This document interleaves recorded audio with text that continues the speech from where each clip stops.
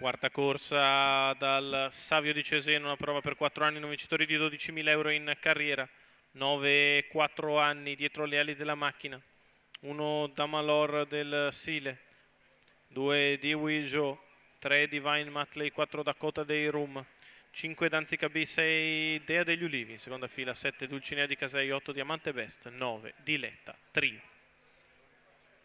Macchina che prende velocità, entra in addirittura.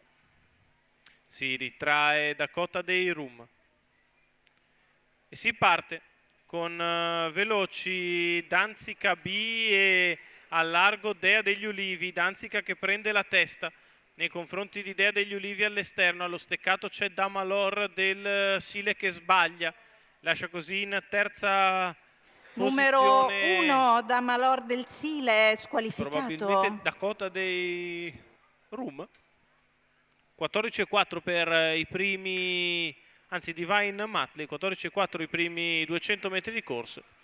Le giubbe della famiglia Piscuoglio sono sempre traditrici. Si completano i primi 400 metri di corsa in 30,5 con Danzica B che riprende in mano. In seconda posizione è Dea degli Ulivi, mentre in terza allo steccato rimane Divine Matley. Prova la progressione esterna di Wei Joe al completamento dei primi 600 metri in 48 spaccati. Danzica B in vantaggio, di Wei Joe che a spesa zero si è portata al suo esterno. In scia di Wei Joe si è posto Diamante Best, terza pariglia al largo per Dakota dei Rum. Alla retroguardia c'è invece Diletta Trio.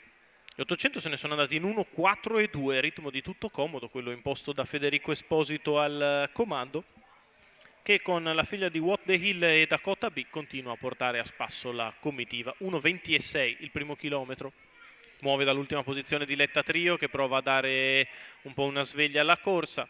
Danzica B si mantiene sempre salda leader con accanto di Wei Joe alla corda Dea degli Ulivi. Poi gli altri in un gruppo davvero molto compatto, 14,9 la retta opposta alle tribune, 1,35,5 in 1.200. Danzica B sempre in vantaggio, Diletta Trio che prova a perseverare in terza corsia. La retta d'arrivo per Danzica B che prova ad allungare, Dea degli Ulivi alle sue spalle, di Wei Joe e Diletta Trio che inseguono. Danzica che allunga, Danzica B che nel finale viene a vincere nettamente al secondo, molto bene di Wei Joe. Al terzo finisce in spinta Divine Matley, 29 a chiudere, 1,17,7 il ragguaglio cronometrico, corsa ipertattica che viene vinta da Danzica B, Federico Esposito, Eric Bondo, i colori della scuderia Gnafa per la bella figlia di What the Hill e Dakota B.